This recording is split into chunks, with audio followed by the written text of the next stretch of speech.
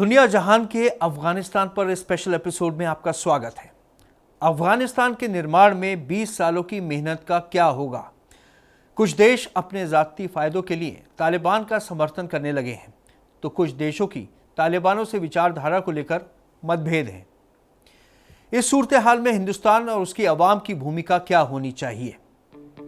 देश और दुनिया से इस हफ्ते की बड़ी खबरें लेकर हम हाजिर हैं। मैं हूं आतिर खान। आइए सुनते हैं हेडलाइंस।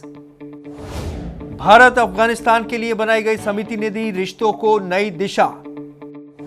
तालिबान की जीत पर भारत में सध रही है बयानबाजी। दारुल उलूम ने तालिबान से रिश्तों को लेकर दी सफाई। आईसिस और अलकायदा बन सकते हैं तालिबान के लिए नासूर। बेसहारा गायों के सहारा बने उद्योगपति बब्बन मियां। काबुल पर तालिबान के कब्जे को 15 दिन से ज्यादा हो चुके हैं। कई पड़ोसी देश तालिबान की तरफ खुद से दोस्ती का हाथ बढ़ा चुके हैं। दुनिया भारत के रुख का इंतजार कर रही है।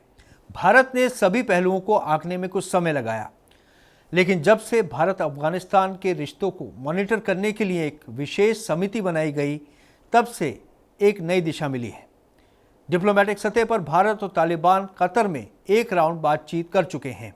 इस समिति में विदेश मंत्री एस जयशंकर और राष्ट्रीय सुरक्षा सलाहकार अजीत डोभाल को रखा गया है।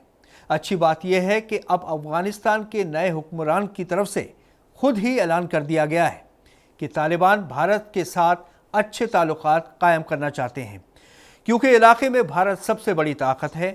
तालिबान भी समझ गए हैं कि अगर वो सबके साथ मिलकर नहीं चलेंगे तो उनका गुजारा मुश्किल है।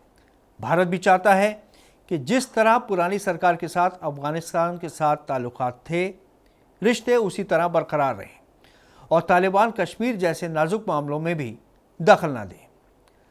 हम भी उम्मीद करते हैं कि भारत अफगानिस्तान की मदद करेगा, लेकिन अपनी शर्तों पर वो दोस्ती का हाथ बढ़ाएगा। तालिबान की जीत पर भारत में भी चंद लोगों ने बिना सोचे समझे बयानबाजी शुरू कर दी, जो उनकी नासमझी थी, और बाद में ये बात उन्हें खुद भी महसूस हुई। मुस्लिम पर्सनल लॉ बोर्ड के साबिक मेंबर मौलाना सज्जाद नौमानी ने तालिबान की कामयाबी पर उन्हें मुबारकबाद दे डाली और उन्हें कमज़ोर बताते हुए काबुल पर कब्जे की तारीफ कर दी। लेकिन मौलाना अरशद मदनी ने कहा कि हम तालिबान के लिए नरम गोशी नहीं रखते हैं और उनका इनकलाब इस्लामी इनकलाब नहीं है। तालिबान के मामलों में मौलाना सैयद सलमान हुसैनी नदवी ने कहा कि हुकूमत की जो पॉलिसी होगी हम भी उसी की हिमायत करेंगे। दूसरी तरफ इस्लामिक स्कॉलर प्रोफेसर अख्तरुल वासे और जावेद अख्तर जैसे दानिश्वरों ने इस नाजुक मामले पर जल्दबाजी ना करने का मशवरा दिया। फिल्म अदाकार नसरुद्दीन शाह ने कहा कि कुछ मुसलमानों का वहशियों की वापसी पर जश्न मनाना बहुत ख़तरनाक है। यूँ तो तालिबान के लीडर हर तरह की समझदारी दिखा रहे हैं, लेकिन उनके पुराने रिकॉर्ड को देखते हुए उन पर भरोसा करना मुश्किल हो रहा है। हिंदुस्तान के मुसलमानों को तालिबान को लेकर सधे हुए बयान देने चाहिए, जैसे कि कुछ दानिश्वर दे रहे हैं, क्योंकि किसी भी गैर जिम्मेदाराना बयान का बुरा असर हो सकता है। उम्मीद की जा सकती है कि तालिबान सरकार के वजूद में आने के बाद वो अपने आवाम, पड़ोसी मुल्कों और इलाके के बारे में किए गए वायदों को पूरा करेंगे। इसके बाद ही वो तारीफ के लायक होंगे, लेकिन इसके लिए हमें अभी इंतज़ार करना होगा। तालिबान का मतलब है कि इल्म हासिल करने वाले। कई लोग तालिबान के तार दारुल उलूम देवबंद से जुड़े बताते हैं, लेकिन ऐसा है नहीं।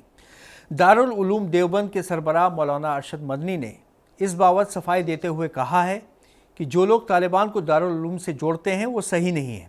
अलबत्ता वो शेख अल हिंद मौलाना महमूद हसन से अकीदत रखते थे, जो दारुल उलूम के उस्ताद थे। आज़ादी की लड़ाई में उन्होंने अंग्रेज़ों के खिलाफ बोला था, इसलिए उन्होंने उन्हें माल्टा जेल में कैद कर दिया था।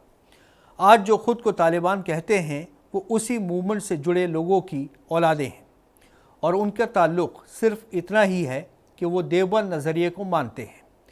ये कहना भी दुरुस्त नहीं है कि वो देवबंद के पड़े हुए हैं।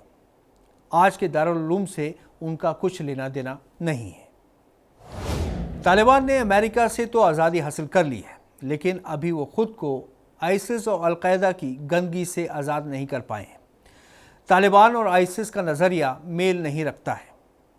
क्योंकि आईसिस का नज़रिया खारजी लोगों से मिलता है जो खून खराबे में यकीन रखते थे और अपनी शरीयत अलग चलाते थे, जबकि तालिबान सिर्फ शरीयत पर अमल करना चाहते हैं। तालिबान को सरकार चलानी है, इसलिए वो इलाके के उन देशों की इमदाद लेने की ज़रूरत महसूस करते हैं जो उनकी तरक्की में पहले से अफ़गानिस्तान की मदद करते रहे। और अफ़गानिस्तान की तरक्की तभी मुमकिन है जब बाकी दुनिया के साथ कंधे से कंधा मिलाकर वो चलेंगे और आज की दुनिया में औरतों समेत सभी की बुनियादी हुकूकों का ख्याल रखें। इसलिए तालिबान और आईसिस में मतभेद हो सकते हैं, क्योंकि आईसिस के इरादे तो दुनिया पर हुकूमत करने के हैं। उत्तर प्रदेश के बुलंदशहर ज़िले के चांदियाना में एक मधुसूदन गौशाला है। इस गौशाला में 90 गायें और 16 बछड़े हैं, जिन्हें लोगों ने सड़कों पर छोड़ दिया था। कुछ गायों को चोट आई थी और कुछ भुखमरी का शिकार हो रही थी। ये गौशाला जुबैद उर्फ रहमान ने बनाई है। गांव के लोग उन्हें प्यार से बब्बन मियाँ के नाम से पुकारते हैं। चांदियाना के एक दिलचस्प बात यह है कि ये गांव उन 12 गांवों में से एक है जिन्हें पठानों की बस्ती के तौर पर जाना जाता है। शेर शाह सूरी के शासनकाल में 16वीं शताब्दी के दौरान यहाँ कुछ पठान परिवार आकर बस गए थे।